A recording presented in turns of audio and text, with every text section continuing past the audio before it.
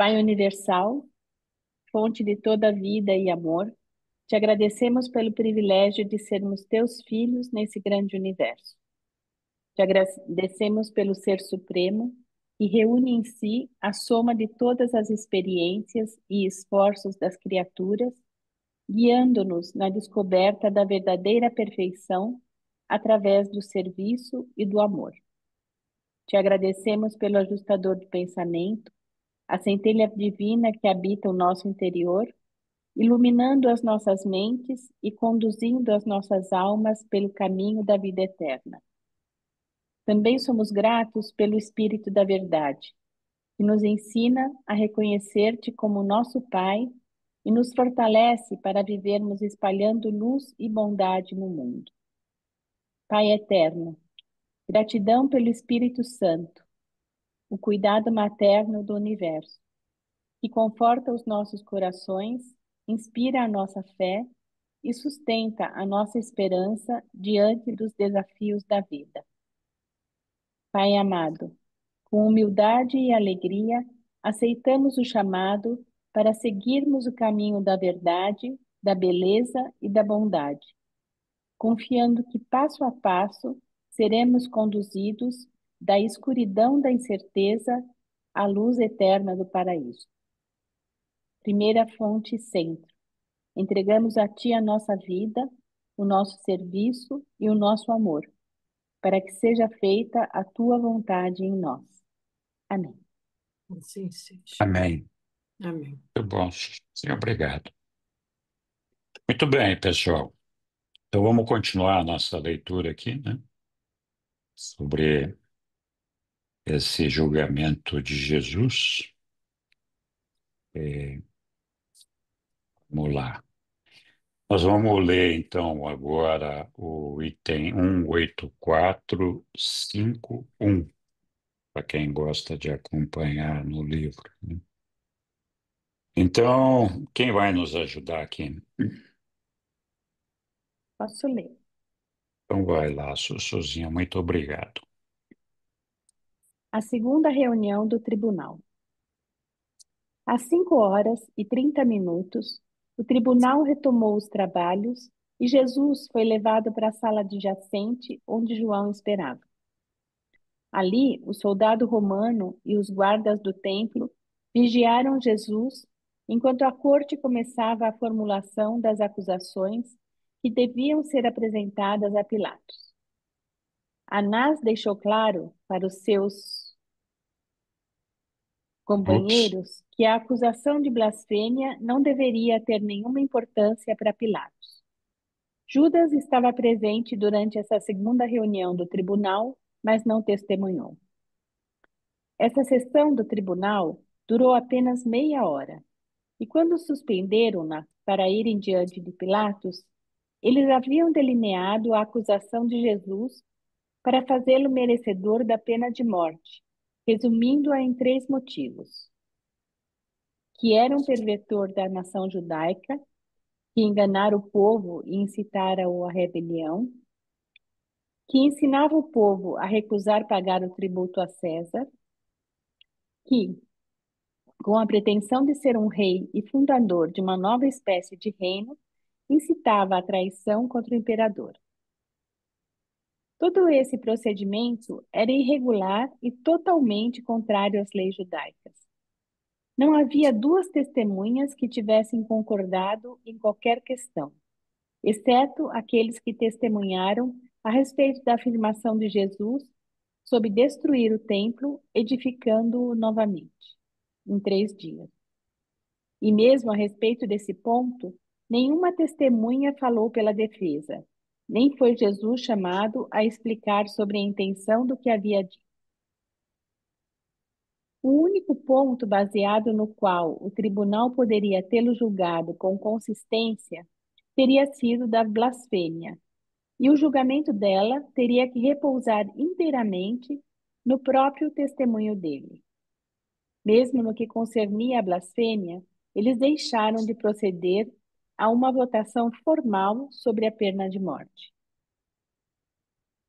E agora, presumiram formular 3 acusações com as quais ir perante a Pilatos, e sobre as quais nenhuma testemunha tinha sido ouvida, e que foram decididas quando da ausência do prisioneiro acusado.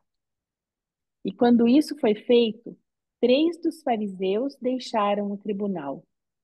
Queriam ver Jesus destruído, mas não formulariam acusações contra ele sem testemunhas e na sua ausência. Jesus não apareceu novamente perante o tribunal sinedrista. Eles não queriam ter de olhar novamente para o seu rosto enquanto julgavam a sua vida inocente. Jesus não sabia, como homem, das acusações formais deles até tê-las ouvido de Pilatos. Enquanto Jesus encontrava-se na sala com João e os guardas, e enquanto o tribunal estava na segunda sessão, algumas entre as mulheres do palácio do sumo sacerdote, junto com as suas amigas, vieram para ver o estranho prisioneiro, e uma delas perguntou-lhe: Tu és o Messias, o Filho de Deus? E Jesus respondeu: Se eu te disser, tu não crerás em mim. E se eu te perguntar, tu não responderás. Às 6 horas daquela manhã, Jesus foi levado da casa de Caifás para comparecer perante Pilatos, a fim de ver se confirmada a sentença de morte que esse tribunal sinedrista havia, desse modo injusto e irregular, decretado. Obrigado, Sussu. Muito boa Impressionante noite. Ai, desculpa. Não, só Impressionante a manipulação dos sinedristas, né, para condenar Jesus à morte. Eles burlaram todas as leis do próprio Sinédrio para fazer valer a vontade política deles, né? A vontade deixou de ser uma coisa espiritual para ser uma coisa política. Eles manipularam tudo, manipularam as testemunhas, manipularam os horários, não cumpriram com os rituais que deveriam ter sido cumpridos para conseguir, né, condenar Jesus à morte. É impressionante isso. e não tiveram coragem nem de olhar no rosto dele enquanto faziam tudo isso. Não sei se mais alguém quer comentar alguma coisa. Eu me chamou a atenção aqui, um trechinho aqui que eu vou pôr de novo na tela. Esse aqui, ó. Jesus não apareceu novamente perante o tribunal sinedrista. Eles não queriam ter de olhar novamente para o seu rosto enquanto julgavam a sua vida inocente. Jesus não sabia, como homem, das acusações formais deles até tê-las ouvido de Pilatos, né? Eles fizeram questão de ressaltar como homem aqui, né? Talvez ele soubesse como Deus, né? Então, interessante isso. Muito bem. Alguém quer acrescentar alguma coisa nessa leitura? Diga, Lilian. É aquilo que. Boa noite a todos, né? Boa Cheguei depois. noite. Boa noite, É, Ilza. realmente foi uma questão assim bastante legal, né? Eles estavam muito temerosos do que poderia acontecer, porque Jesus, afinal, ele apontou, né, os erros do que os sacerdotes estavam fazendo. E diante disso, eles ficaram temerosos e não deixaram nem que Jesus se defendesse, né? Não sei, eu lembro muito do que está acontecendo no Brasil. Tudo que eu estou ouvindo de Jesus me É remete a incrível. muitas injustiças que estão acontecendo no Brasil. Muitas pessoas presas nem sabem por que estão presas, né? Nossa, As coisas se repetem constantemente no mundo, é muito triste. Parece que o homem não evoluiu, não é? É, Principalmente no lado espiritual. a ganância, o medo, a questão do ter poder, querer ter poder a todo custo, né? Querer dominar as pessoas, amedrontar. Nossa, é muito triste. É. Obrigado, Lilian. Oi, Balma.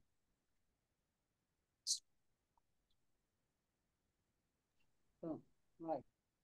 Comentar a respeito dessa encenação, né, que os sinedristas aí prepararam, né? Na verdade, o grande manipulação que é preciso compreender, do meu ponto de vista, é que isso aí foi a religião falsa que fez.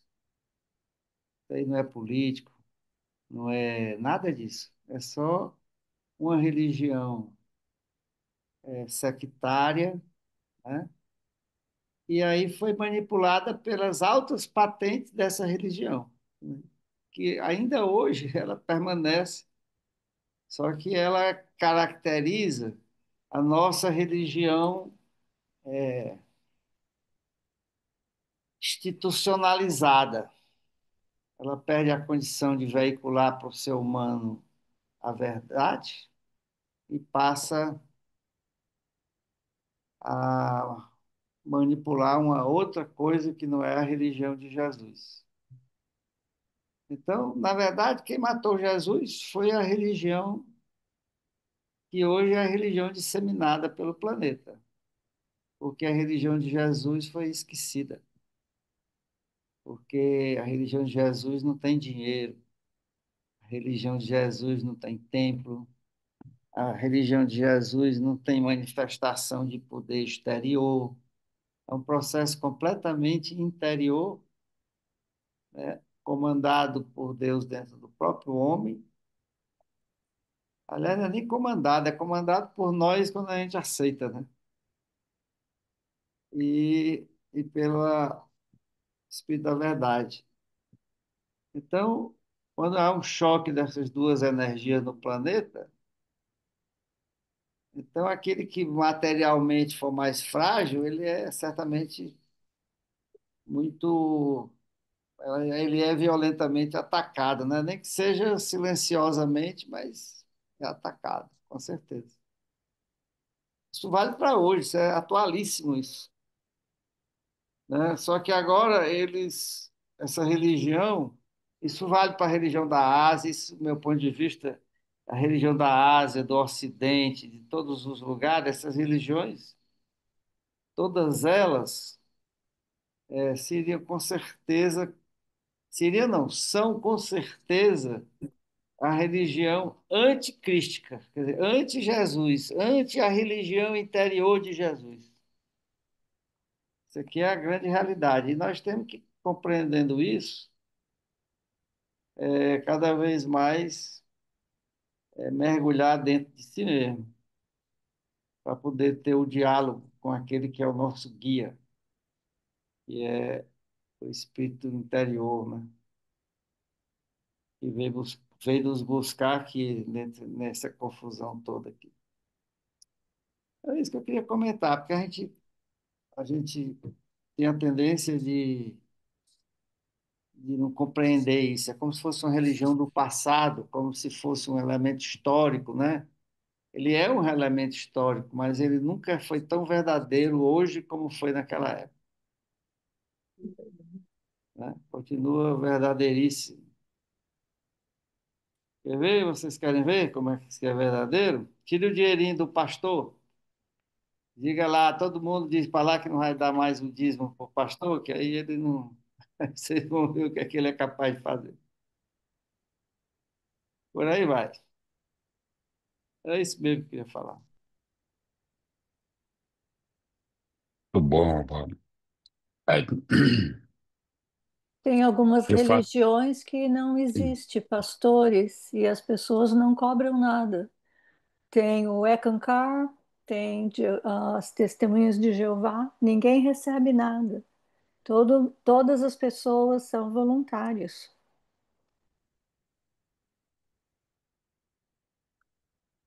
É, Ela, mas as nossas. só para completar essa, as religiões não quer dizer que elas sejam dispensáveis, não, indispensáveis. Elas são necessárias para quem precisa, né? Mas para o cristão que compreendeu que a religião de Jesus não tem nada fora dele, ele pode até não querer o dinheiro dele, mas sabe o que é que eles querem? A alma do indivíduo. Eles querem exatamente vedar a esse cristão o acesso à nova alma, que é o que permite a ele obter o grande galardão dele, que é a vida eterna. Não quero o dinheiro, não, eu quero mais do que o dinheiro. Dinheiro é pouco.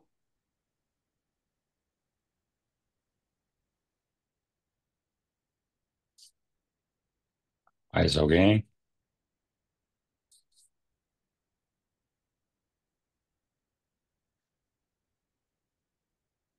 Eu acho que assim, de fato, existe sempre o interesse, mas também tem essas religiões, inclusive a cristã, a católica e todas as outras, embora elas tenham, às vezes, uma pitada de ensinamento religioso, às vezes a partir de uma revelação, na verdade, todas elas têm o elemento, né, de uma religião evolucionária.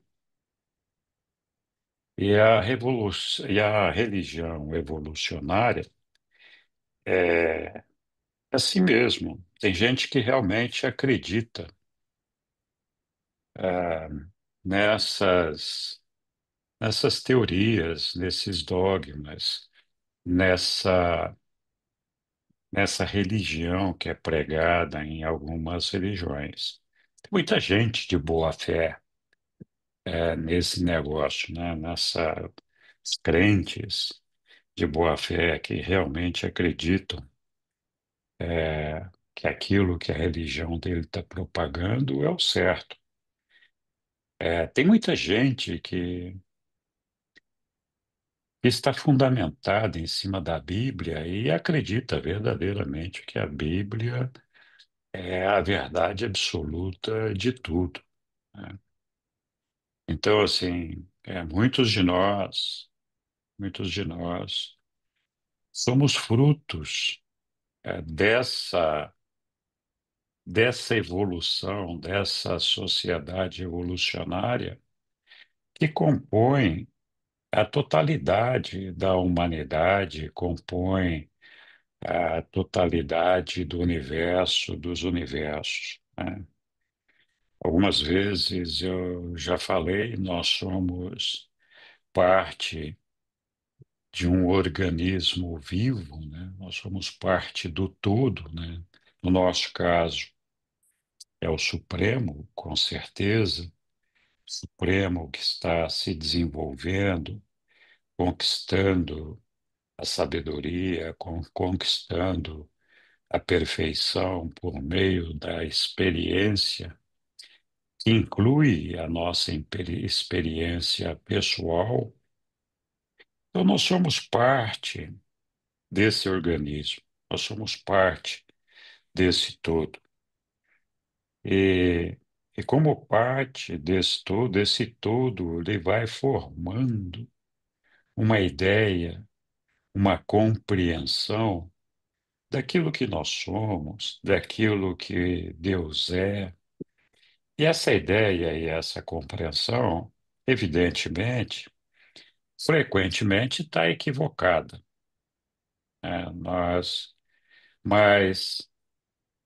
o fato é que esse consenso generalizado desse todo em torno de algumas coisas, como a Bíblia, por exemplo,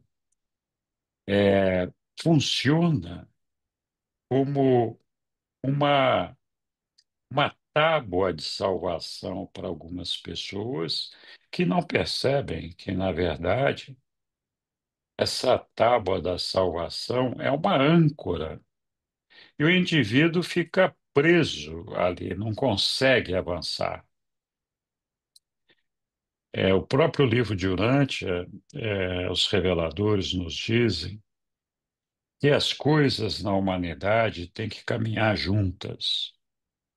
Então, a ciência, a tecnologia, a, a intelectualidade, a, o espírito, todas essas conquistas, é necessário que elas andem junto, porque senão, como os reveladores dizem, se alguma coisa dispara e avança mais do que as outras, em algum momento esse negócio entra num colapso e vai tudo regredir para o ponto mais fraco dessa cadeia.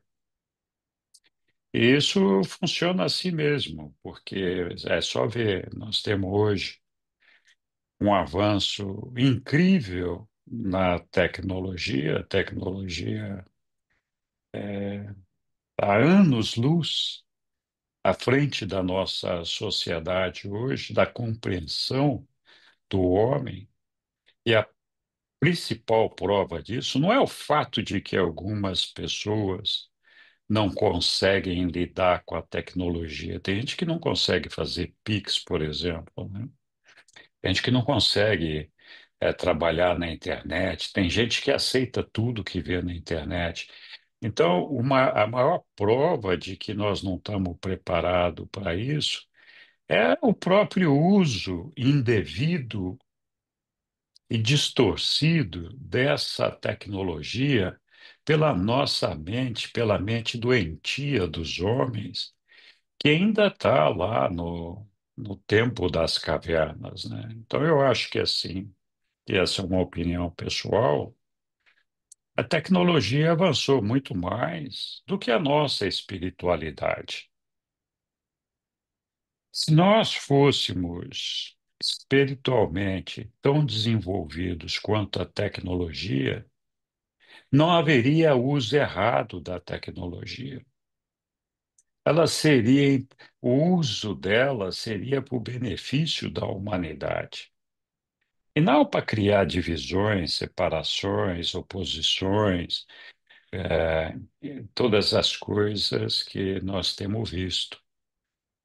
E o principal motor, a principal causa disso, é que a humanidade como um todo, que funciona como um organismo único, está parada ali naquele tempo. Então, assim, alguém avança mais um pouquinho, ajuda essa humanidade a avançar, mas a passos muito lentos, porque existe uma resistência com novas revelações.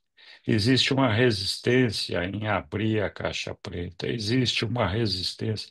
Então, nossa mente, nós desde pequenos aprendemos que nós éramos descendentes de Adão e Eva, aprendemos que Deus era um Deus castigador, aprendemos tantas coisas que nos foram colocadas na mente e que fazem parte da natureza humana.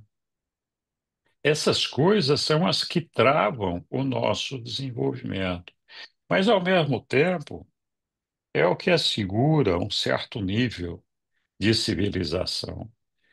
A humanidade cresce por meio da religião evolucionária. Então, no passado, o homem não sabia explicar por que que a lua desaparecia. Ele ia lá e matava uma donzela para a lua aparecer de novo. Aí a lua aparecia depois de alguns dias. Aí falava: "Oh, deu certo, matamos a donzela, apareceu aqui."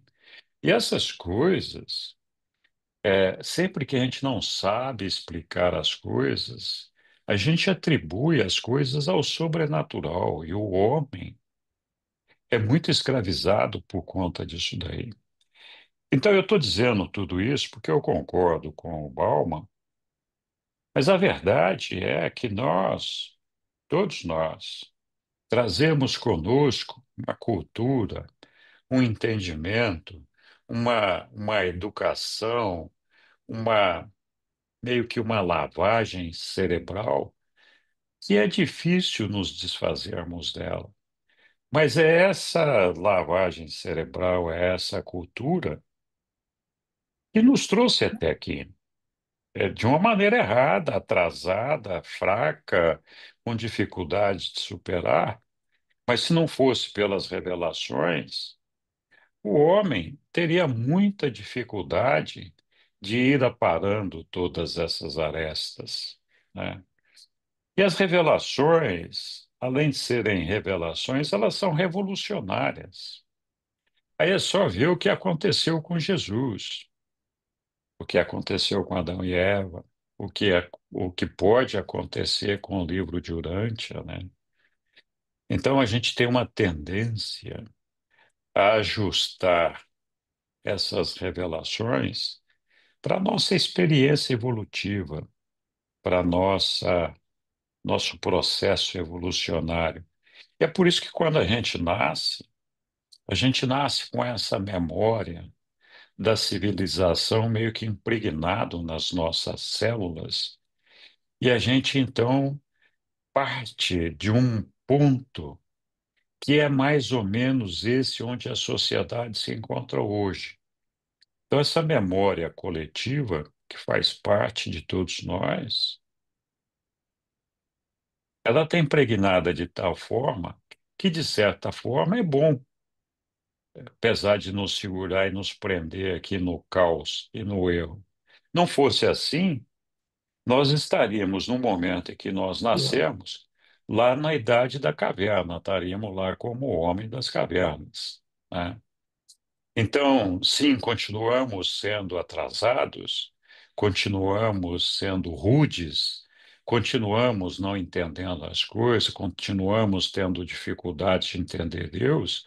Sim, mas estamos muito distantes daquele homem das cavernas, né? Hoje, apesar de tudo, muita coisa mudou, evoluiu, né?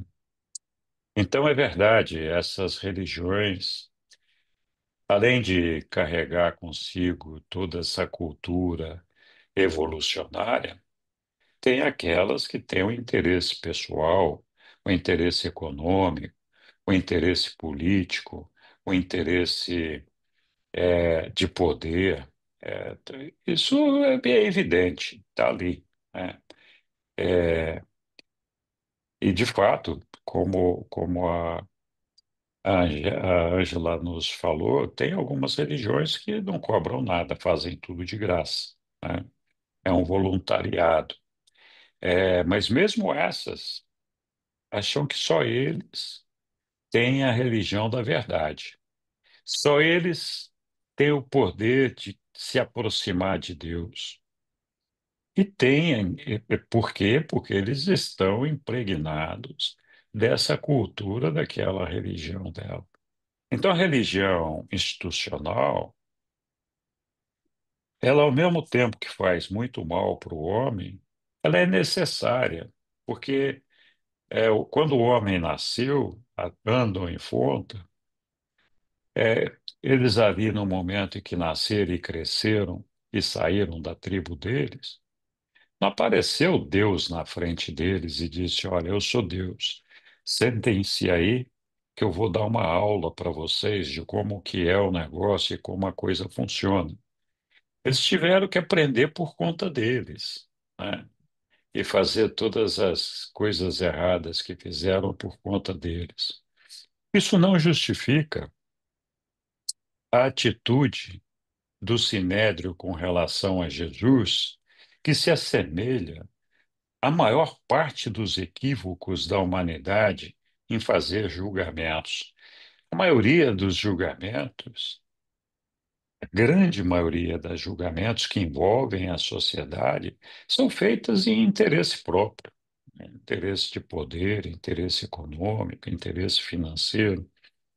E esse problema não acontece só no Brasil, né? Acontece no mundo todo. Nós estamos vendo a situação de Israel, estamos vendo a situação lá da Ucrânia, estamos vendo a situação de outras economias, inclusive a nossa, com essa interferência do Trump na nossa soberania e todo esse negócio. Independente da gente discutir aqui se é certo ou errado, tem quem concorda, tem quem não concorda, só estou citando isso como um exemplo da interferência por interesses, sejam eles quais forem, certos ou errados, não importa. Então, predomina dessa forma mesmo, né? E eu sempre digo, eu muitas vezes passo na hora do trânsito, perto de algumas igrejas, o trânsito fica difícil, né? Fica engarrafado, está aquela fila de carro para entrar no estacionamento da igreja. E, muitas vezes, estando com a Sussu, eu falo, graças a Deus, o povo pelo menos está vindo aqui rezar, ter um contato com Deus à maneira deles, né? Mas estão vindo, né? Então, pelo menos tem, de alguma forma, gente que acredita em Deus, mesmo que esteja acreditando de forma não a mais correta, mas a verdade é que é melhor isso do que nada, né? Então é uma pena que seja assim, mas é o produto da religião evolucionária. Nós não temos muito o que fazer. Nesse caso de Jesus aqui, esse julgamento não poderia se dar de outra forma. Não tinha a menor chance do Sinédrio condenar Jesus a qualquer coisa, se não fosse fazendo todas essas artimanhas, não tivesse usando toda essa unilateralidade para eles mesmos se convencerem dos problemas que eles deveriam colocar na cabeça, né? Fazer a lavagem cerebral deles mesmos para se autoconvencerem de que aquilo que eles estavam fazendo era o certo e de que tinham que mesmo terminar com Jesus. É que por trás disso tem todos os interesses, como nós sabemos, né? Mas, então, eu acho o processo aí é um processo interessante porque Jesus ali está sendo julgado sem direito à defesa, sem testemunho. A verdade é que, embora Jesus não esteja aqui de corpo presente conosco, o homem ainda julga Deus, ainda julga Jesus, da mesma forma que ele foi julgado lá. É porque Deus só me traz desgraça, porque Deus me traz isso, Deus fica me castigando, Deus beneficiou fulano e não me beneficiou, é, deu isso para alguém, não deu isso para mim, as coisas erradas só acontecem comigo, Deus só cobra de mim, não cobra de mais ninguém. Aquele cara lá, ele diz que a justiça vai cair sobre ele, mas a gente só vê o cara cada dia mais feliz e não acontece nada com ele.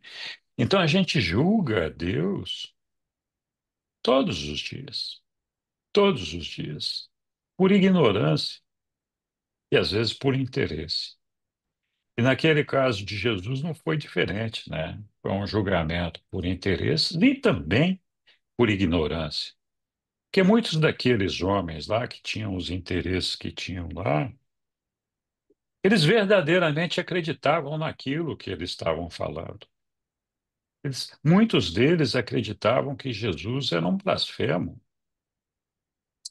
Assim como o homem bomba que vai lá e se explode no meio de um shopping, ele está convencido de que aquilo que ele está fazendo é para agradar Allah, o Deus dele, que ele vai morrer e conquistar o paraíso ali com as 5 virgens, ou 10 ou 20, não sei quantas virgens ele vai receber, mas ele acha que está certo. É pura ignorância, mas ele acha que o que ele está fazendo certo. Isso nos leva a um outro tema, né, que é a questão de nós fazermos julgamento. Jesus não gostava de julgar ninguém. E nós também não devemos julgar. Nós não temos os elementos necessários para processar nenhum julgamento. Nenhum, absolutamente nenhum. Nós não conhecemos as razões, não conhecemos as intenções, não conhecemos a história, não conhecemos os desafios. A maioria das vezes a pessoa é ruim mesmo, mas não somos nós que temos que decidir isso de forma individual no nosso relacionamento com as pessoas.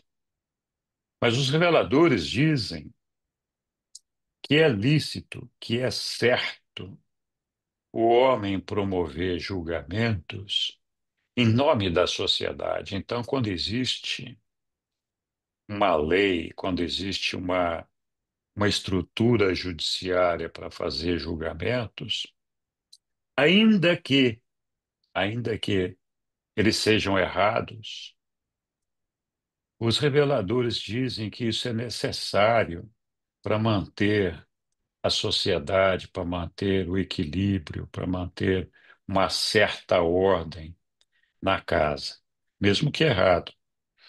Mas, quando pensamos de forma individual, a gente não deve julgar ninguém. É muito difícil julgar, eu já falei outras vezes, pela cor do cabelo, pelo óculos, pelo sapato alto, pela saia curta, pela tatuagem, pelo piercing, e assim vai, né? Então, a gente carrega uma série de preconceitos que nos permitem fazer juízo e julgamento das pessoas, quando, na verdade, o que nós devemos fazer é orar por elas e por nós mesmos, pedindo para Deus nos ajudar a aceitar a diversidade.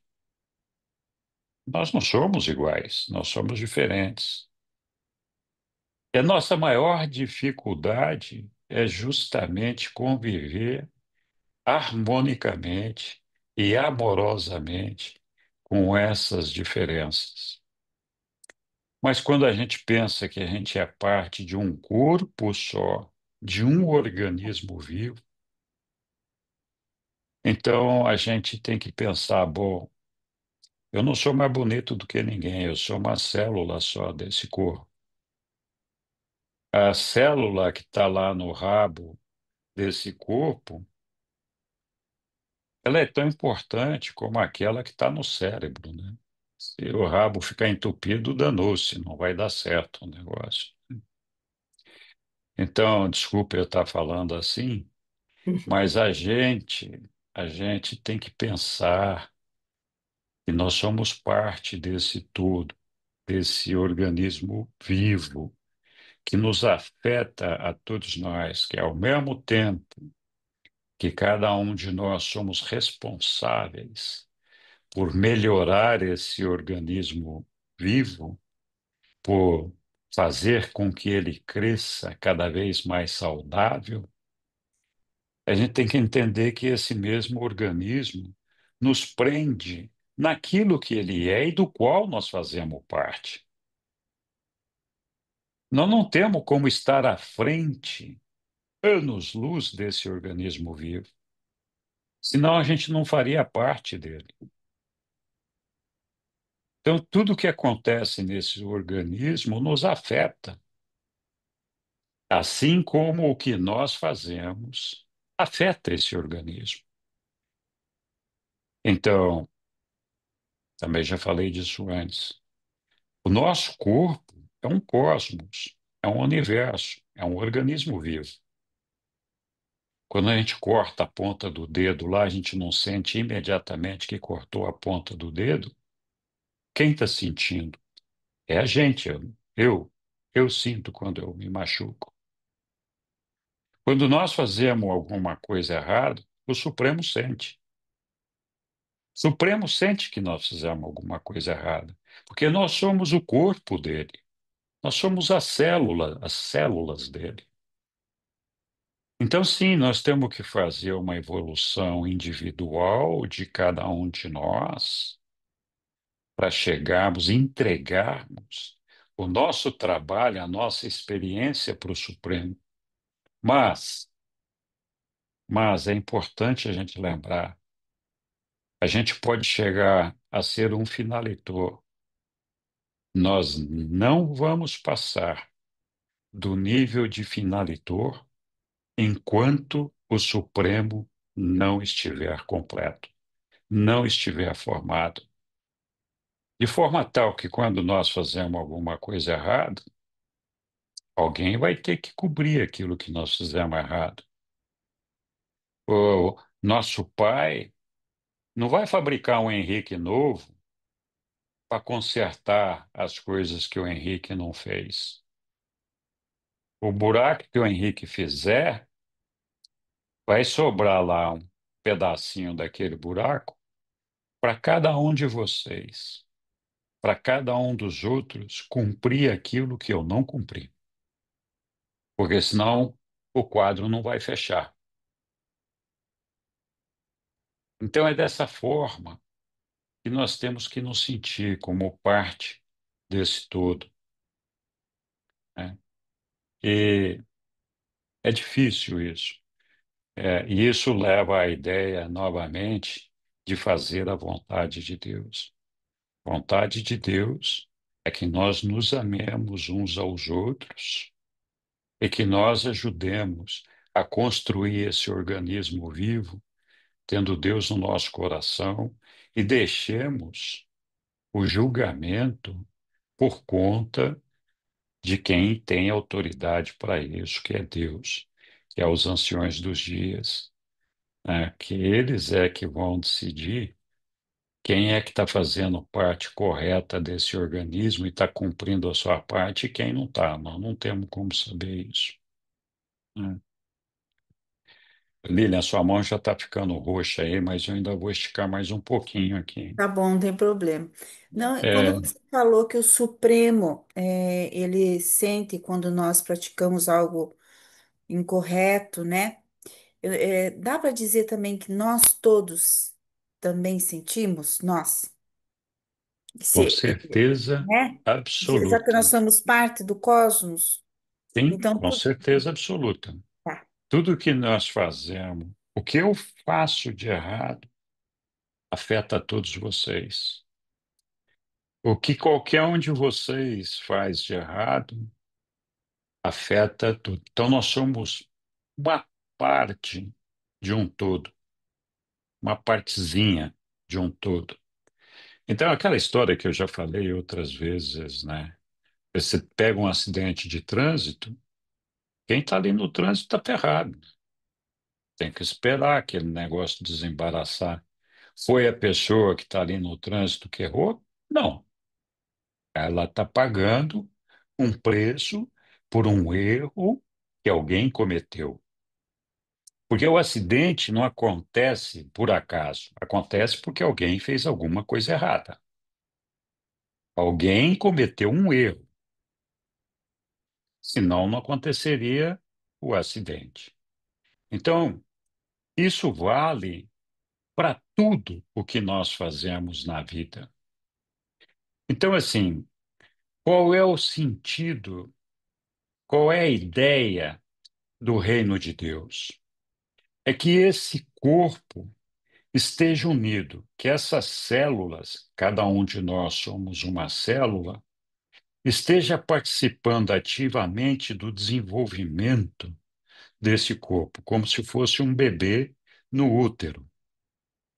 Então, cada célula tem que fazer a sua parte. Se tiver uma célula cancerígena, vai atrasar o desenvolvimento desse corpo e comprometer as outras células. E aí a gente pensa assim, olha, isso foi objeto da palestra lá do encontro. Quando a gente fala que a gente é bonzinho, eu sou do bem, eu sou bom, a gente tem que tomar cuidado, porque a gente confunde o bom com o maligno. Provavelmente, a maioria de nós está muito distante do maligno. Nós não somos assassinos, não somos ladrões, não somos pedófilos. Enfim, podemos fazer uma lista de crimes hediondos e de coisas horrorosas que nós não praticamos. Mas a gente sente raiva, a gente sente ódio, a gente tem explosões de cólera. Cada vez que a gente faz isso, de uma forma ou de outra, nós estamos atacando uma célula vizinha desse organismo. Estamos afastando essa célula. Cada vez que eu crio um problema para uma pessoa, esse problema não é fazer algo mal para ela, é simples fato de eu ter um preconceito com uma pessoa, já criou o afastamento do reino de Deus.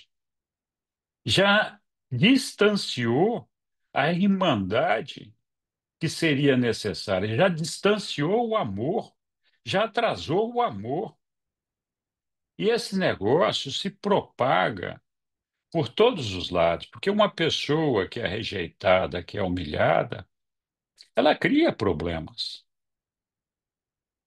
É por isso que existem as separações, existem os grupos, existem os interesses pessoais. Está faltando o quê? Está faltando unidade.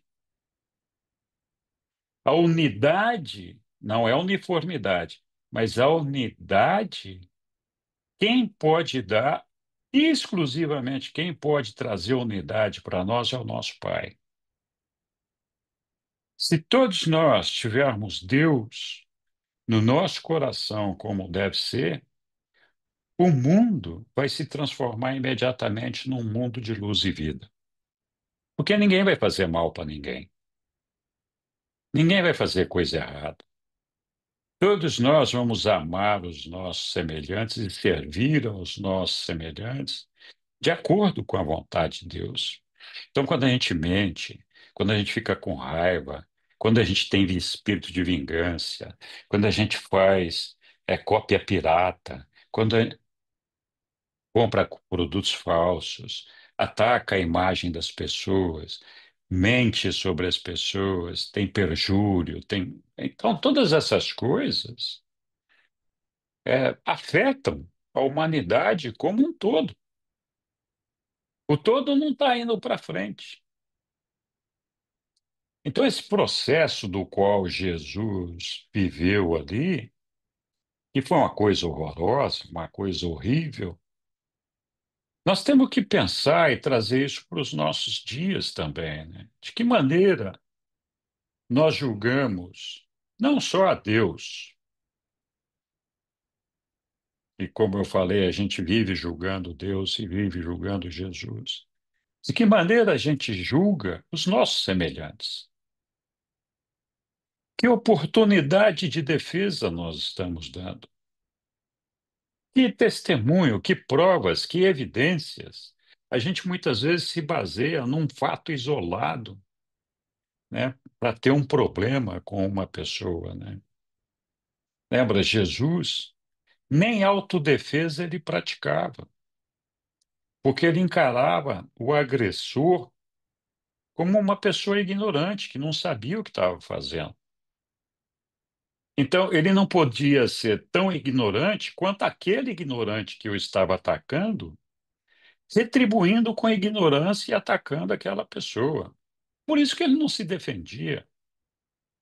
Eu não estou dizendo que a gente não tem que defender aquilo que é certo. Nós temos que defender aquilo que é certo. Mas nós temos que tomar cuidado com o juízo que a gente faz das coisas. Então, esse julgamento de Jesus, ele acontece todos os dias. todos os santos dias. Fazei ao teu próximo aquilo que você estaria fazendo para mim. Ame o seu próximo como eu te amei. Então, se a gente não é capaz de fazer isso, o próximo é Jesus, o próximo é o nosso ajustador do pensamento habitando aquela mente lá, habitando aquela pessoa. Então, mesmo que a pessoa não tenha um comportamento que seria aquele que nós gostaríamos de ver, aquela pessoa ela está num processo de crescimento, talvez abaixo daquele nosso, talvez menos evoluído, o que não significa que nós somos a sétima maravilha do mundo. E também significa que aquela pessoa tem que entregar ela mesma uma experiência para o nosso Pai que nenhum de nós vai entregar. Então, as coisas, as experiências que eu, Henrique, tenho que viver, nenhum de vocês vai viver, nenhum dos nossos antepassados de qualquer geração vai viver as experiências que eu tenho que viver, e ninguém da geração futura vai viver as experiências que eu tenho que viver. Isso se aplica a cada um de nós. Jesus não, o nosso Pai cria uma personalidade com um propósito. E cada um de nós tem que entregar uma experiência. Não adianta. Por que que tem que ser assim? Porque o Supremo está conquistando a perfeição de partir da imperfeição para a perfeição. Então, quantas possibilidades de imperfeição existe? Né? Não existe só um tipo de imperfeição. A gente pode pensar na inveja, a gente pode pensar na raiva, a gente pode pensar em fazer uma lista interminável de coisas. E cada uma dessas imperfeições tem múltiplos ou infinitos processos ou maneiras de serem trabalhados para ela alcançar a perfeição. Então, não adianta a gente ficar é, tentando. é, Quando a gente pega o bolo para fazer a receita do bolo lá, pode duas pessoas fazer aquele bolo com aquela receita, não vai ficar igual. A comida da minha mãe sempre era melhor do que a dos outros. Ninguém faz aquela comida X como aquela pessoa faz. Pode dar receita, pode dar o que quiser, não vai. A nossa vida é a mesma coisa. Os processos, de que maneira cada um de nós supera a mesma dificuldade.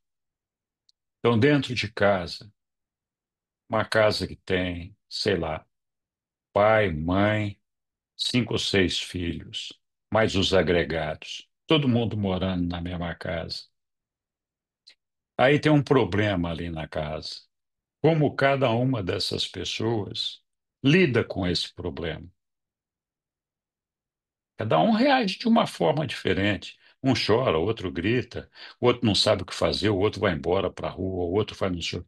Cada um é, estão vivendo o mesmo problema, mas cada um reage de uma maneira diferente. Por quê? Porque cada um de nós tem habilidades diferentes, tem uma caixinha de ferramenta diferente, tem um pacote, um kit de dons, de habilidades ou de ignorâncias diferente um do outro. Então, quando a gente faz alguma coisa errada, se seu pai briga com a sua mãe, você não é afetado. E se sua avó brigar com seu avô, você é afetado. E se um parente distante der um tiro, alguém for para a cadeia, você não é afetado de alguma forma, nem que seja psicologicamente. E quando tem aquele problema lá em Gaza, que a gente vê as notícias, a gente não se afeta emocionalmente, não fica entristecido. Às vezes uns reagem de uma forma, outro faz de conta que não é com ele, mas cada um tem um sentimento com relação a tudo isso que está acontecendo. E todos nós acabamos sendo impactados porque todas essas confusões geram políticas, ordenamentos, leis, relacionamentos que, no final, acabam nos impactando de alguma forma, não é verdade? Lá, tá bom, o Trump aumentou as tarifas lá dos produtos brasileiros. Eu não estou exportando nada para os Estados Unidos. Mas o meu vizinho vai ficar desempregado, não sei quem ali, o outro está brigando não sei com quem, o governo vai ter que arranjar um jeito de dar dinheiro para esse povo que agora não consegue exportar, alguém vai ter que pagar esse dinheiro, vai ter que sair de algum imposto, de algum lugar. Todos nós somos afetados. Todos, todos. A gente não pode se iludir. Então, tudo o que acontece no mundo, tudo o que acontece no mundo, nos afeta em alguma medida. Por quê? Porque afeta o todo. Então, é como se tivesse, num grande organismo, apareceu uma ferida. Aquele organismo está sofrendo e nós somos parte dele. Então, vocês já perceberam? Quando machuca um pé que fica forçando no outro, quando sara aquele pé que estava ruim, o outro está ferrado, porque você ficou forçando, sobrecarregando ele de alguma outra forma, né? E essas coisas acontecem em tudo na nossa vida. Tudo, tudo. Então é importante a gente ter essa consciência. Eu não estou dizendo que eu faço certo. Ninguém de nós é perfeito, senão nós não estaríamos aqui. Todos nós estamos nesse processo de aprendizado. Mas tudo que nós fazemos, nós temos que tomar cuidado, nós temos que prestar atenção, porque o mal, o erro, é justamente essas coisas que a gente faz rotineiramente, achando que, tudo bem, isso todo mundo faz, é assim mesmo, né? É desse jeito que funciona. Não, não é desse jeito que funciona. As coisas têm que funcionar com respeito, com amor, com dedicação, com serviço. A gente tem que ser tolerante, ser paciente, ter juízo para fazer as coisas, ter temperança, não perder a paciência, não fazer loucuras, não se deixar levar pelas emoções, coisas difíceis da gente fazer. Mas que a gente acha que tudo bem, porque esse é um negócio que acontece com todo mundo. Não, não está tudo bem. Não está. Não está. A gente magoa as pessoas. A gente cria abismos de relacionamento. A gente dificulta o desenvolvimento do todo, quando o que a gente tem que fazer é participar construindo tudo. E esse é um trabalho extremamente difícil,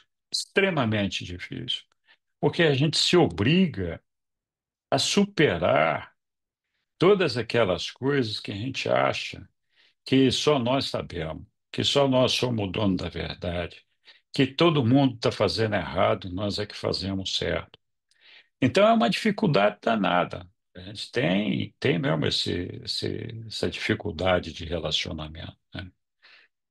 Mas, enfim, então, esse processo do julgamento de Jesus, para mim, eu, Henrique, isso traz uma reflexão sobre essa questão de como nós tratamos as pessoas, de como nós julgamos as pessoas, de como nós julgamos a Deus, de que entendimento nós temos de Deus e como nós julgamos a nós mesmos, né?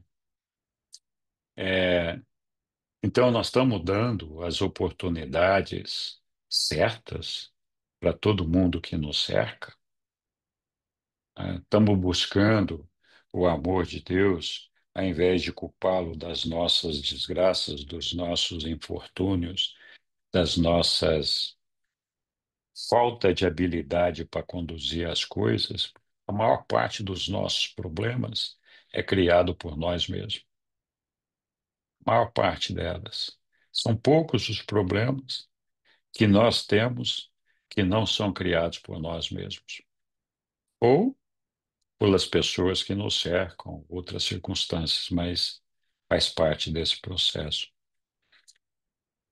Então, Lilian, sim, quando a gente faz uma coisa errada, a gente afeta todo mundo. E uma coisa errada pode ser o simples fato de ter o preconceito com alguém que é gordo, que é homossexual, que é cabelo vermelho, preto, seja lá o que for.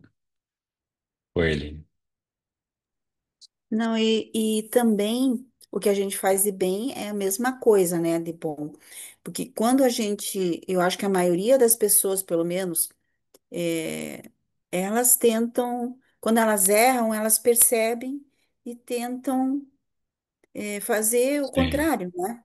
Elas tentam é, acertar e a gente tenta acertar também. Então, o bem que a gente faz também se espalha pelo universo. Quer dizer, é um consolo, né? E é bom saber, e acho que a maioria do dia a gente procura fazer bem as coisas, né? Apesar é. de todo dia a gente estar errando e acertando, e os desafios, e assim vai, porque a gente está, como você falou, partindo da imperfeição. Então, nós estamos tentando acertar, pelo menos a maioria de nós, né? Essa é a ideia. Mas nós temos que prestar atenção, ficar atentos, né? Ficar atentos. A parte mais fácil da gente perceber é o seguinte: eu estou magoando alguém com as minhas atitudes. Magoando pode ser só um olhar torto, alguém que ficou, poxa, por que que me olhou desse jeito, né? Então, assim, cada vez que nós afastamos alguém de nós, pelas coisas mais bobas que possam acontecer, nós estamos fazendo errado. Estamos fazendo errado. Tem que refletir sobre isso. Então, a nossa missão é nos relacionarmos bem com esse todo, conviver com esse todo. Lembra? Se a gente não quiser ficar nele, não quiser fazer parte dele, a gente não tem para onde ir. Não tem. Esse todo é Deus. Então, ou a gente está dentro de Deus ou está fora dele. Não tem o que fazer, né? Temos que pensar bem nisso daí. E às vezes eu me irrito comigo mesmo por muitas besteiras que eu faço, né? Mas é assim que a gente vai aprendendo, né? Sabe que eu, não sei se nós temos tempo para tudo isso aí, mas sabe que eu tinha uma entrega para receber sei lá, Mercado Livre, né? E estava prometido para, sei lá, quinta-feira. Aí na quinta-feira a moça me ligou e falou assim: Henrique, não vou poder entregar hoje. Posso entregar amanhã? Pode. Aí amanhã ela me ligou, era sexta, e falou assim: olha, não vai dar, mas eu posso entregar no sábado. Eu falei: ó, tá bom, se você puder entregar no sábado, na parte da tarde, venha. E na parte da manhã eu não vou estar aqui. Aí ela não, um colega de trabalho dela, chegou que era meio-dia, eu estava almoçando fora de casa, né? Eu fiquei tão bravo, eu falei um monte de besteira para essa moça. Eu falei, pô, nós não combinamos isso, combinamos aquilo, não sei o quê, blá, blá, blá, né? Eu não quero mais receber, eu vou devolver esse negócio, vocês vão se entender com o vendedor, blá, blá, blá. Então, falei um monte de abobrinha. Mas o garoto que estava aqui na porta, ele falou assim para mim, Sr. Henrique, porque ele também me ligou. Se o senhor me permitir, eu vim entregar amanhã de manhãzinha, às 9 horas da manhã, entregar para o senhor, é Dia dos Pais. Falei, olha, é dia dos pais, se for às 9 horas, você venha. Tá bom. E dali a pouquinho o chefe deles me ligou. Eu não vou colocar o áudio do cara aqui, porque vai pegar mal. Mas o cara falou tanta besteira para mim, tanta besteira.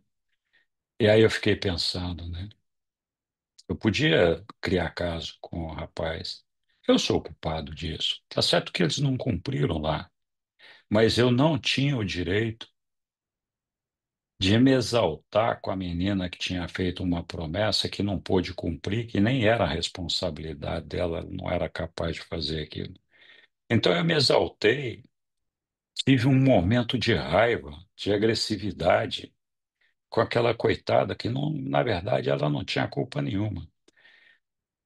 Aí se eu fosse retrucar o que o chefe dela falou para mim, essa guerra é interminável, não termina nunca. Eu falei, não, eu sou o culpado, eu não vou nem ligar para o que esse cara me falou aqui. Deixa para lá, tudo bem. O dia que eles fizerem a entrega, está tudo certo. Estou dando um exemplo aqui. E felizmente ali eu percebi que eu errei. Está certo que eles também não cumpriram o que tinha prometido. Mas eu não precisava ter ficado com raiva.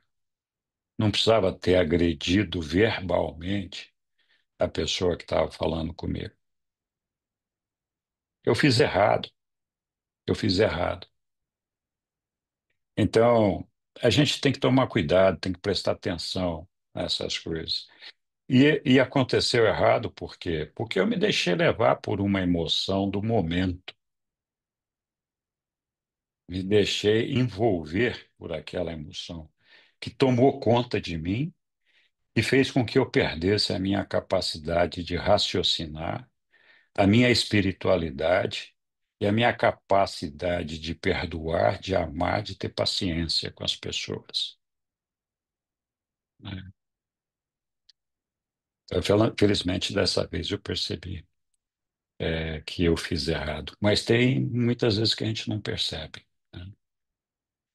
Então, vamos lá. Não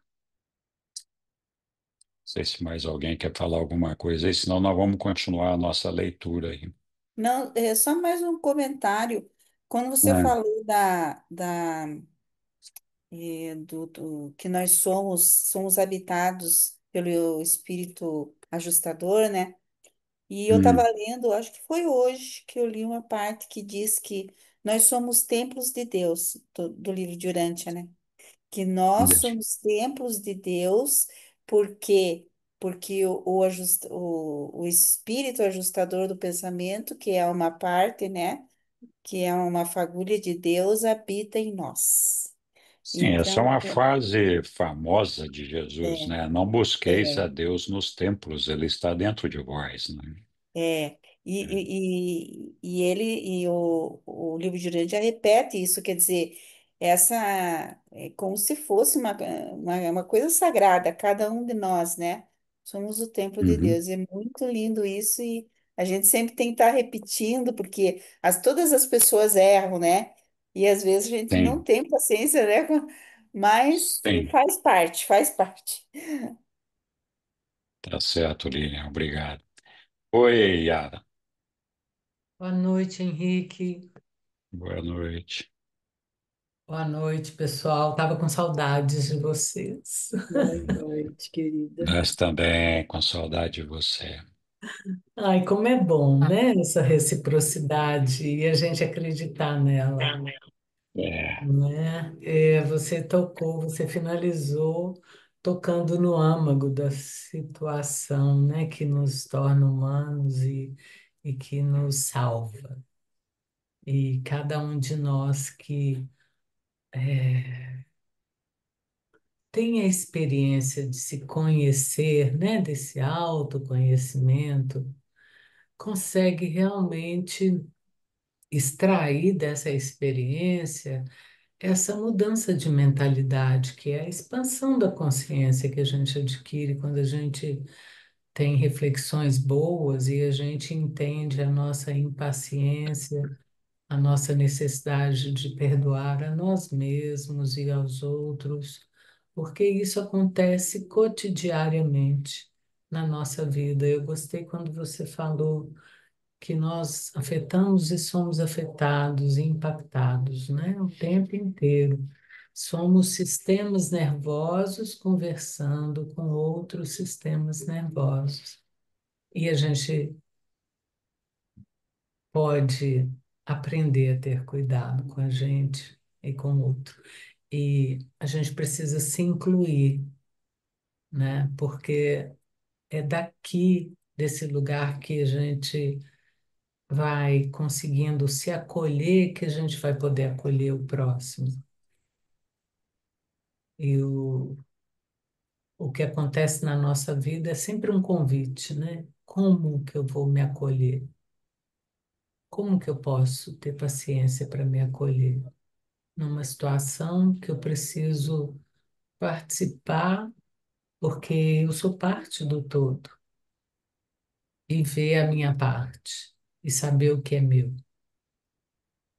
E sabendo mais o que é meu, expandindo mais essa consciência, eu já saio da reflexão diferente, né? O nosso corpo.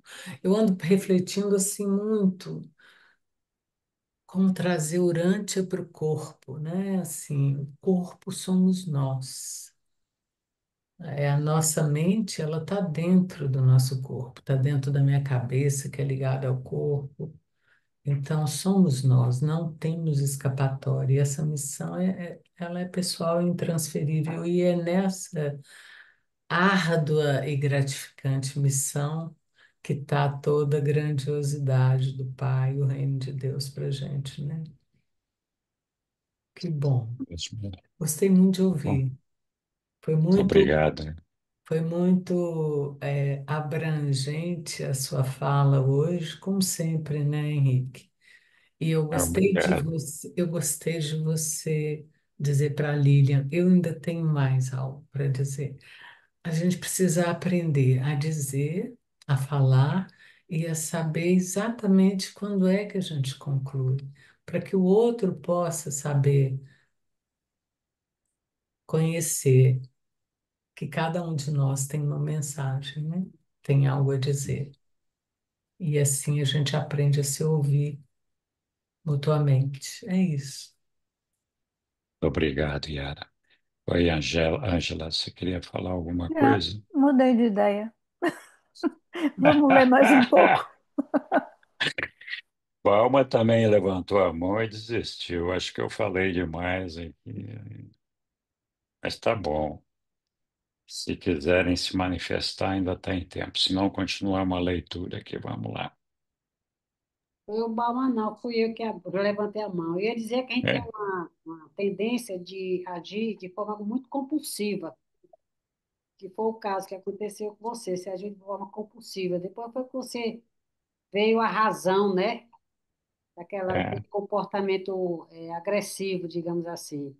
Por isso que existe a ups, frase vigiar e orar, exatamente. não é isso? Era isso que eu queria dizer. É, não é É. assim, a gente vai no aeroporto, a moça de trás do balcão fala, olha, seu voo está atrasado. Aí a gente quer bater nela, né? Como se ela fosse culpada de que o voo está atrasado, né? É, é um exemplo bobo, mas isso acontece todos os dias. Eu tive essa briga com o motorista da transportadora, ele é só o motorista, não é nada, né? Que coisa idiota, né? Que coisa idiota. Vamos lá, tudo bem. Se ninguém tem mais nada, vamos em frente. Obrigado, todo mundo aí. Bom, quem vai ler agora essa. Está aparecendo para vocês? Acho que sim, né? Está assim. Ok, então agora é o documento 185, o julgamento diante de Pilatos. Quer que eu leia? Por favor, Ângela, muito obrigado. Documento 185. O julgamento diante de Pilatos. Pouco depois das 6 horas dessa manhã de sexta-feira, 7 de abril do ano 30, depois de Cristo, Jesus foi levado perante Pilatos, então procurador romano do governo da Judéia, Samaria e Idumeia, sob a supervisão imediata do emissário da Síria. Amarrado, o mestre foi levado à presença do governador romano pelos guardas do templo. E estava acompanhado de cerca de 50 dos seus acusadores, incluindo o tribunal sinedrista, principalmente os saduceus, em parênteses. Judas Iscariotes, o sumo sacerdote, Caifás e o apóstolo João. Anás não apareceu diante de Pilatos. Pilatos estava de pé e pronto para receber esse grupo de visitantes madrugadores, pois havia sido informado por aqueles que na noite anterior haviam assegurado o seu consentimento para empregar os soldados romanos na detenção do Filho do Homem, de que Jesus seria trazido perante ele bem cedo. Havia sido arranjado que esse julgamento tivesse lugar em frente ao pretório, uma construção feita em complemento à fortaleza de Antônia, onde Pilatos e sua esposa possuíam o seu quartel-general para quando permanecessem em Jerusalém. Embora Pilatos tenha conduzido grande parte do interrogatório de Jesus dentro das salas do pretório, o julgamento público foi realizado do lado de fora, nos degraus que levavam à entrada principal. Era uma concessão aos judeus que se recusaram a entrar em qualquer edifício gentil onde o fermento pudesse ser usado nesse dia da preparação para a Páscoa. Essa conduta não apenas os tornava impuros para os cerimoniais, privando-os, portanto, de compartilhar da festa vespertina de ação de graças, como também faria com que fosse necessário que eles se sujeitassem às cerimônias de purificação depois do pôr do sol, antes de poderem participar da ceia de Páscoa. Conquanto esses judeus não tiveram de nenhum modo tido a sua consciência perturbada ao fazerem intrigas para efetivar o assassinato judicial de Jesus. Eles enchiam-se de escrúpulos no que dizia respeito a todas essas questões de limpeza cerimonial e de regularidade do cumprimento das tradições. E esses judeus não foram os únicos a deixar de reconhecer as obrigações elevadas e santas de natureza divina, ao darem uma atenção mais meticulosa a coisas de somenos importância para o bem-estar humano, tanto no tempo quanto na eternidade. Obrigado, Ângela. Por nada. E aí?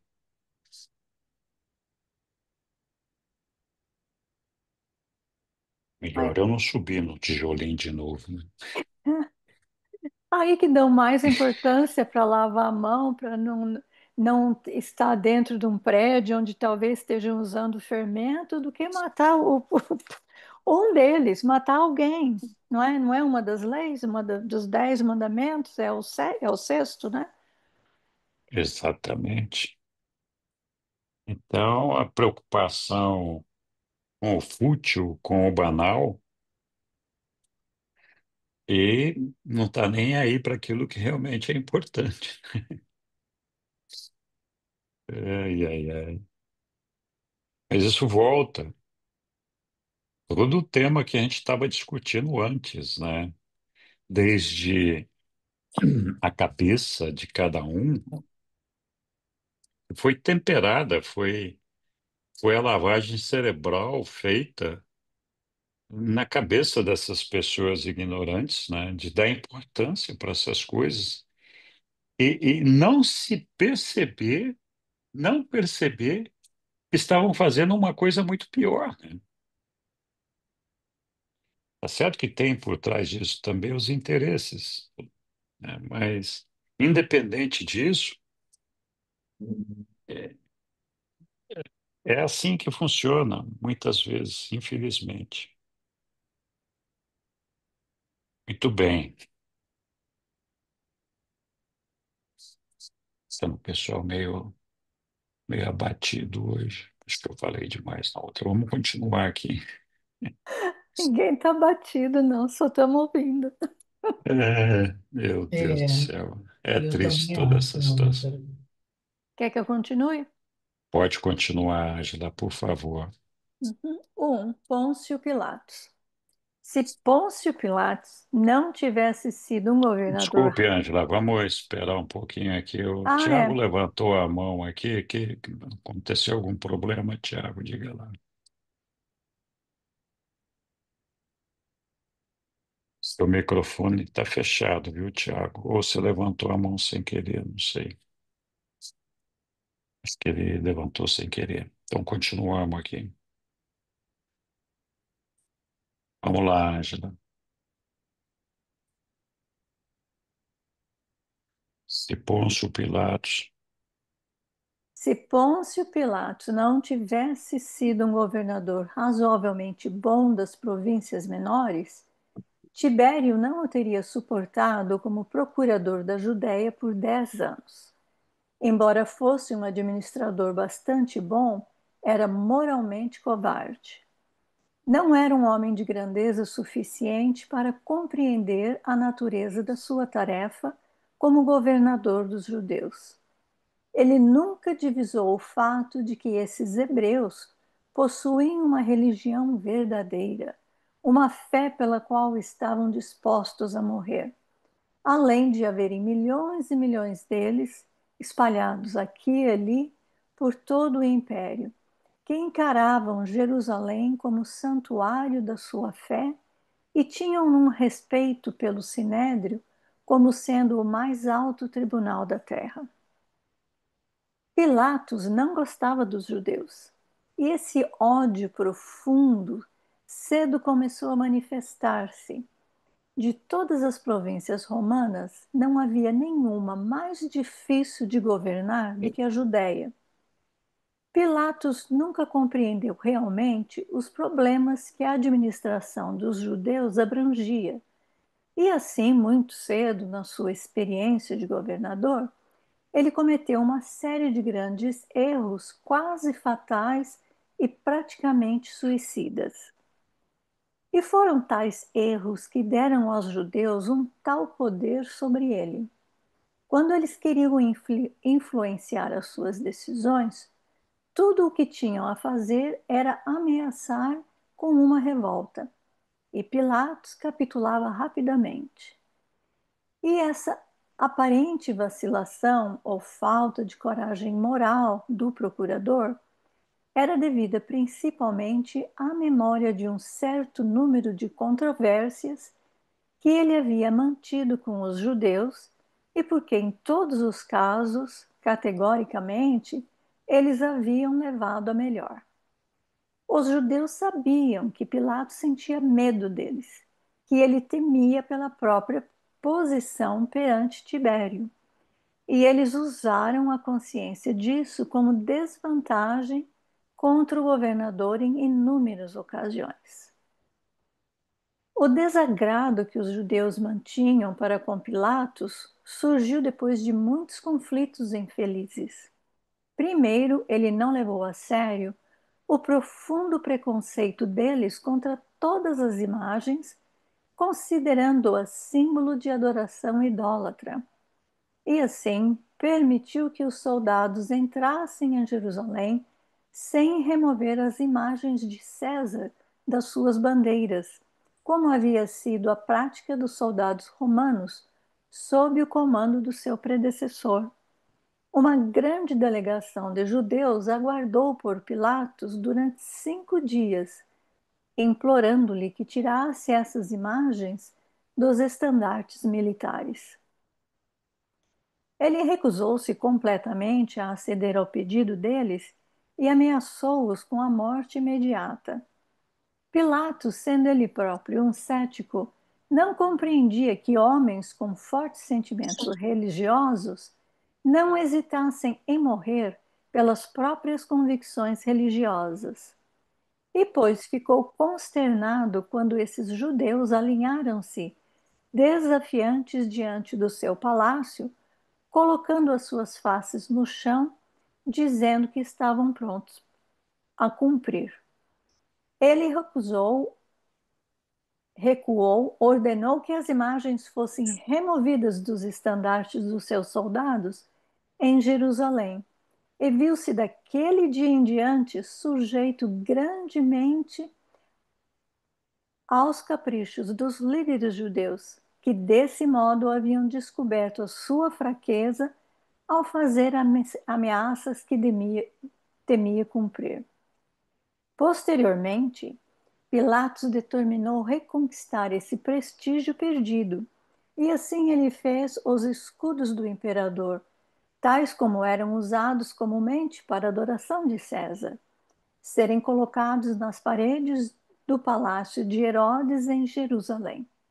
Quando os judeus protestaram, ele foi inflexível, recusou-se a escutar os protestos, e eles prontamente apelaram para Roma, e o imperador também prontamente ordenou que os escudos ofensivos fossem removidos. E então Pilatos passou a ter tido com menos apreço ainda do que antes. Uma outra coisa que o colocou em grande desprestígio junto aos judeus foi ele ter ousado retirar dinheiro do tesouro do templo para pagar a construção de um novo aqueduto que daria maior suprimento de água aos milhões de visitantes de Jerusalém na época das grandes festas religiosas. Os judeus sustentaram que apenas o sinédrio poderia desembolsar os fundos do templo e nunca cessaram de censurar Pilatos por essa ordem abusiva.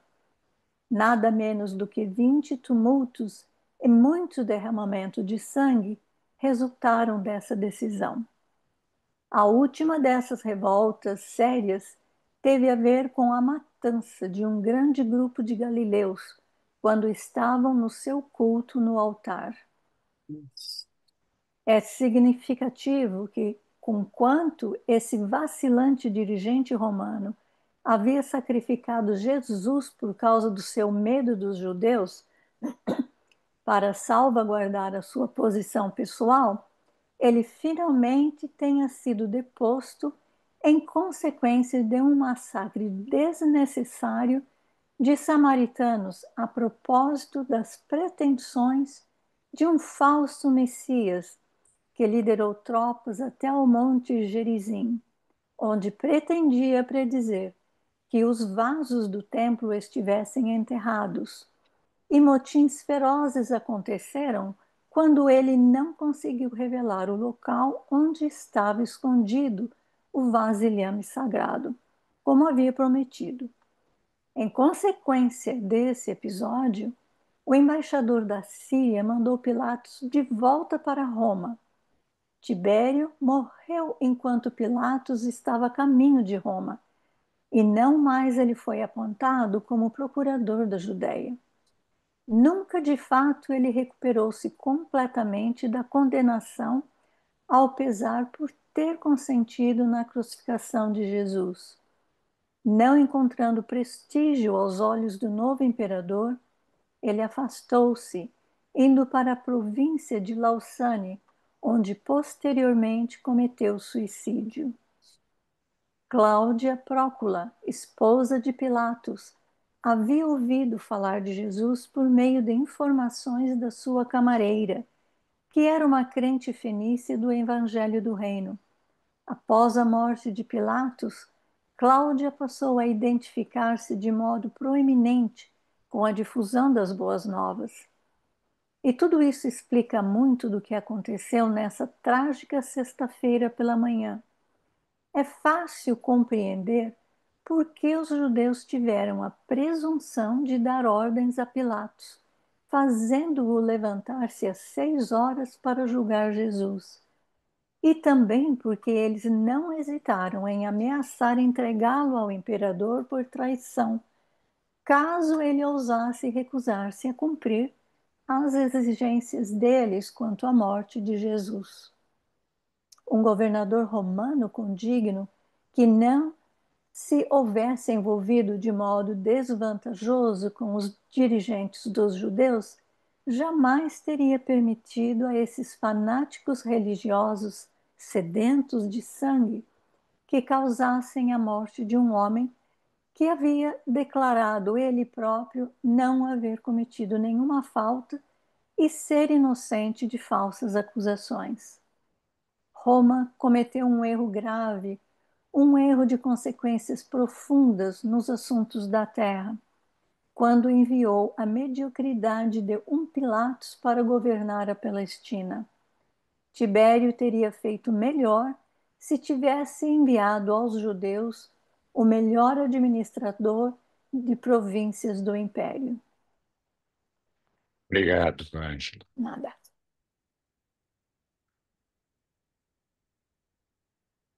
Muito bem, pessoal. Então, Meu pai falava que quando a gente conta uma mentira, a gente vai ter que inventar outra sem mentira para cobrir a primeira, sabe? E o caso do Pilatos não é a mentira, mas ele se deixou levar porque ele não queria perder o emprego dele, a posição, e ficou totalmente dominado pelo povo judeu. E ele sabia que Jesus não tinha culpa nenhuma. Tanto é que ele acabou se matando, né? pois é. Essa é aquela questão da retidão, né? A gente se desvia da retidão por alguma forma de interesse, seja ele qual for. E, na maioria das vezes, é uma forma de suborno. Então, ele foi subornado pela necessidade de se manter no cargo e topou fazer essa atrapalhada aí para não perder o cargo dele, né? É, então, Aí ele não perdeu o cargo, ele perdeu a vida, né? pois é. E, e talvez a vida eterna, não sabemos, né? Que é mais complicado ainda, né? Quem sabe? Oi, Sidney. Tem um texto do livro, na parte dos governos, que explica bem isso, né? Se a gente Uhum, colocar um líder medíocre no governo, o povo vai sofrer por causa disso. exatamente. Obrigado. É verdade mesmo. Também tem um texto do livro que fala que todo cargo público deveria ser sagrado, deveria ser a mais alta ambição do homem que deseja servir aos seus semelhantes. Felizmente não tem ninguém assim no mundo todo. Nós não temos essa figura ainda, né? Então, oi, Lilian. Então, no caso dos sinedristas, né? Três sinedristas, eles foram embora, eles não quiseram participar daquele julgamento. Eles viram que aquilo estava sendo injusto, né? Porque não tinha. Estava sendo injusto, eles se retiraram, tiveram a coragem de se retirar. E ali, você tem, quando você vê um erro, você tem que ter coragem ali. No caso de um governante, a responsabilidade é maior ainda. Mas tem que ter, assim, Exatamente. uma grande, uma coragem mesmo, né? Sim, De se afastar do erro, ou então de admitir que está errado, e, e não é fácil essa hora, precisa muita coragem. exatamente. Manter a retidão. É, E às vezes o preço é alto para a gente fazer isso, né? sim, aham. Eu vi eu estava vendo uma série de comédia, né? Então tinha era um agente do FBI. E ele hum, tinha que decidir. Ele disse que não conseguia, ele não falava mais com a família inteira, na realidade. Por quê? Ele, como agente do FBI, teve que prender o próprio tio. Então, ele é uma coisa assim que pode acontecer, né? Não, não era realidade, era um filme, mas ele não conseguiu mais falar com a família. Eu acho até que isso já aconteceu, porque a família não quis mais falar com ele, que ele ficou com o traidor da família. Então, para ele teve uma consequência assim bastante ruim, mas ele teve que fazer a parte, né, que lhe cabia, que era prender o tio, que era, parece que ele era ladrão, alguma coisa assim. pois é. Obrigado, Lília. Oi, Tiago.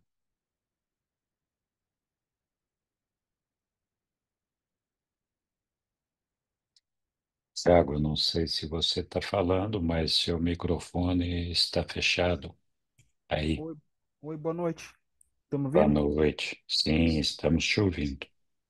Ah, eu queria lembrar que nessa noite, né, que Jesus ficou orando no Getsemane, aí como ele foi crucificado meia tarde, então ele realmente sofreu muito, né? Ele foi às 6 horas da manhã na no julgamento diante de Pilatos, ficou a manhã toda, não tinha tomado café da manhã, nem almoçado. Então eu queria lembrar que realmente ele sofreu muito, muito mesmo. Barriga vazia, estômago vazio, crucificação.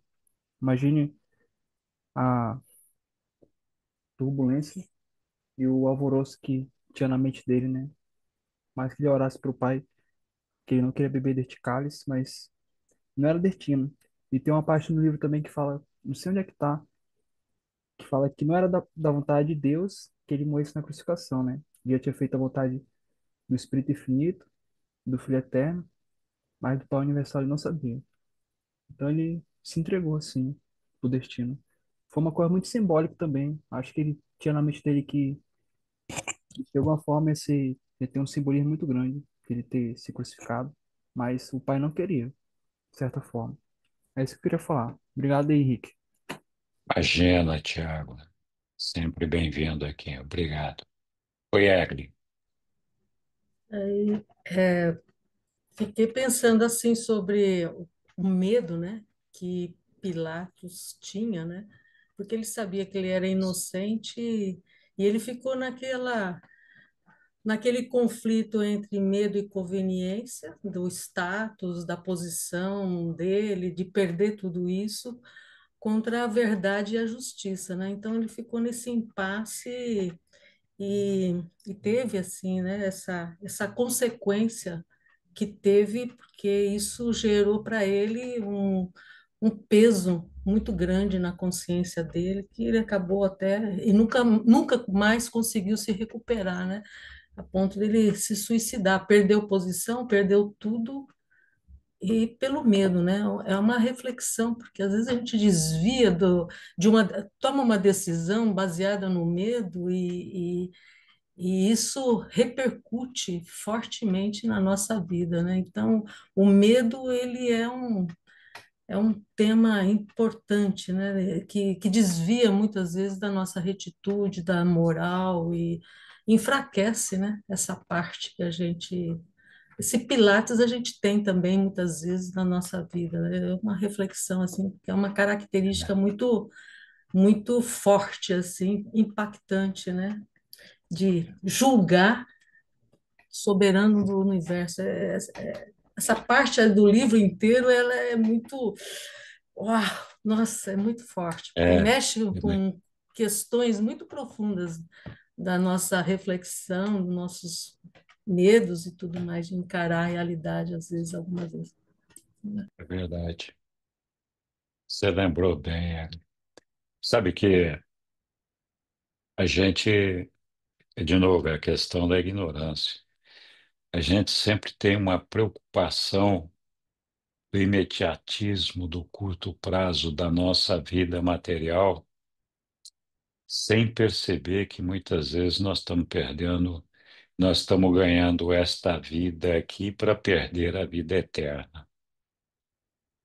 E o preço da retidão é esse. Muitas vezes você sacrifica coisas aqui desta vida material, mas acho que essa retidão é o maior investimento que você pode fazer, que a gente pode fazer para conquistar a nossa vida eterna, né? Servir a Deus honestamente, valentemente, com coragem, o tempo todo, sem se desviar, né?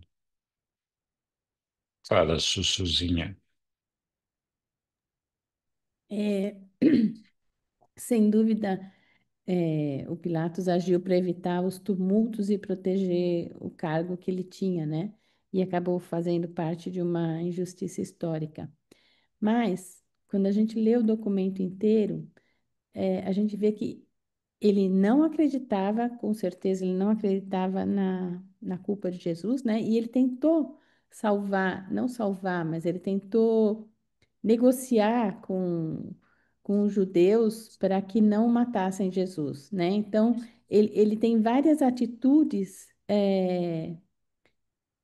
tentando preservar a vida de Jesus. E no final, é claro que ele tem aquilo que ele fala, né? Então, os judeus não quiseram. Ele até propôs que, que Jesus fosse libertado, né? Porque era costume que o governador pudesse libertar um homem que está à beira da morte na Páscoa. E aí os líderes judeus, ao invés de libertar Jesus, quiseram libertar Barrabás. E aí Pilatos fala, então lavo minhas mãos, né? Porque o povo clamava pela morte de Jesus, os sinedristas clamavam pela morte de Jesus. E ele várias vezes ele tenta fazer com que isso não aconteça e por fim ele fala que lavava as mãos deles. Então, não estou eximindo ele de culpa, mas eu acho que ele tentou de alguma forma com que Jesus não fosse morto, no meu ponto de vista. Mas isto tem que ler o documento inteiro para ver. Obrigada. Tem razão, Sim, Sussu. ele tentou sim, mas não. Ele estava muito nas mãos dos judeus que ele não tinha como sair, não é?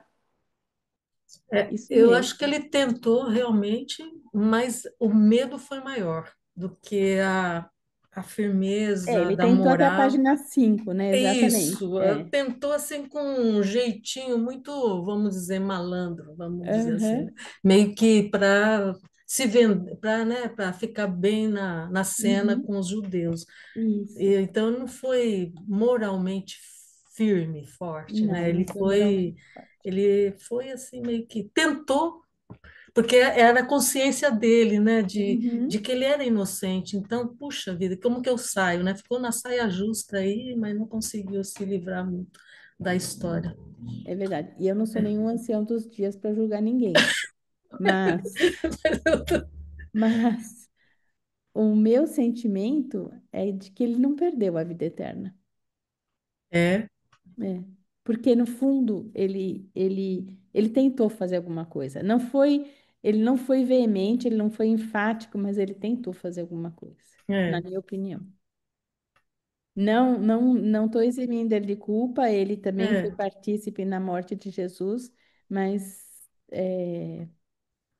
eu não acho que ele tenha perdido a vida eterna. eu acho Minha que opinião. também. Acho que realmente é a fraqueza humana, Uhum. E medo. Jesus entendia a fraqueza humana, né? É, é, Lembra de Pedro que negou é, ele 5 vezes? é, E aí o olhar de Jesus para com Pedro foi de misericórdia e de amor, né? Porque ele sentia que lá no fundo não era isso que ele queria.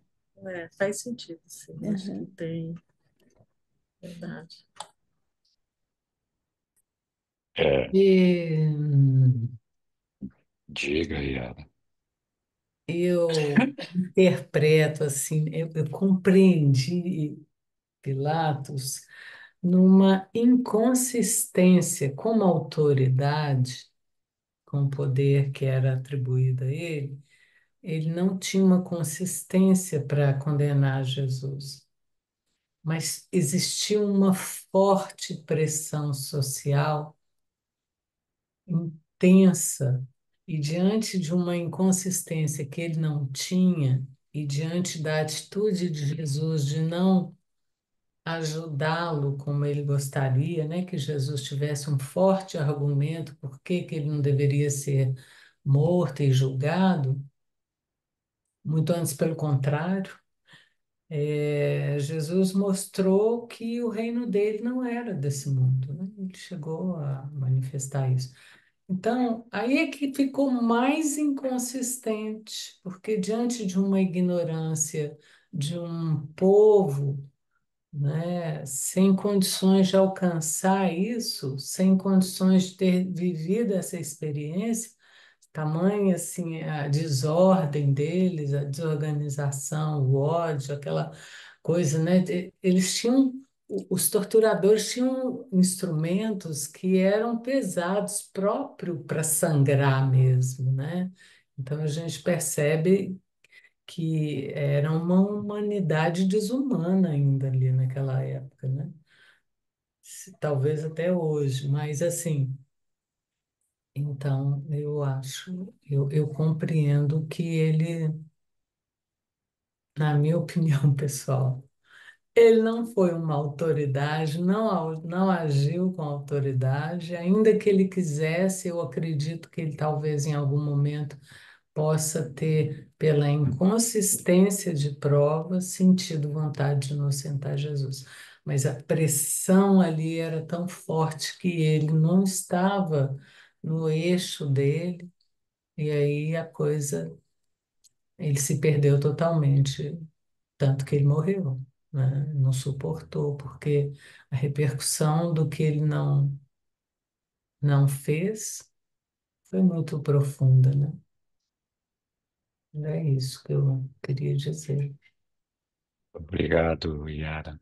Oi, Tiago.